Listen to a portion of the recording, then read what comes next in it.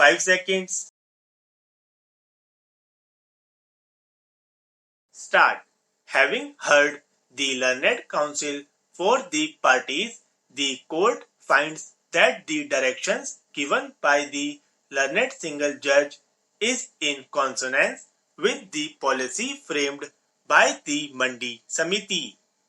A perusal of the policy indicates that priority was to be given to those traders who had no shops allotted to them and who were paying the Mandi fee. Clause 1 of the scheme indicates that a list would be prepared from those eligible traders who had no shop allotted in their name and who were paying Mandi fee. Clause 1 indicated that the list would be prepared in the descending order, namely that a trader who was paying the highest fee would be placed at serial number 1 and a person paying a lower Mandi fee would come at serial number 2 and so forth. In this light of this provision, the learned single judge found that there were 147 applicants and that the total number of shops constructed were 74 in number.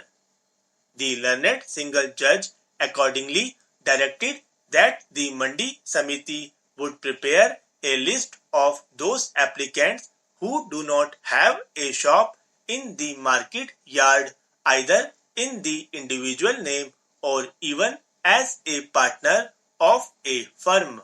Such direction, in our view, is in consonance with the scheme framed by the Mandi Samiti, namely that the shops would be allotted to those traders who do not have a shop. The contention of the learned counsel for the appellant in special appeal number 272 of 2009 is consequently bereft of merit. At this stage, the contention of the learned counsel for the appellant that the Mandi Samiti has itself certified that the appellant do not have a shop and have arbitrarily been ousted from the list and therefore a direction should be issued is also bereft of merit. Such information was not before the learned single judge nor such documents could be considered in the appeal. The submission of the learned counsel for the appellant is that there was no error apparent on the face of the record and consequently the order could not be reviewed by the learned single judge is patently bereft of merit. He further submits that earlier order directing the shops to be allocated by draw of lots was in consonance with clause 6 of the scheme is wholly erroneous and misconceived.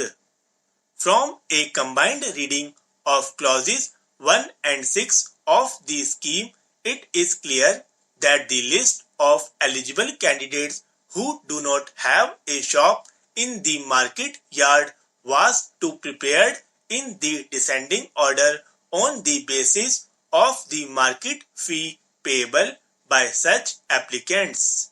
The court clarified the scheme by holding that where the number of applicants are less than or equal than the number of shops, then in such an eventuality, the shops would be allocated as per their names in the list and that the use of lottery will not be for allocation of the shops but only for the choice of shops.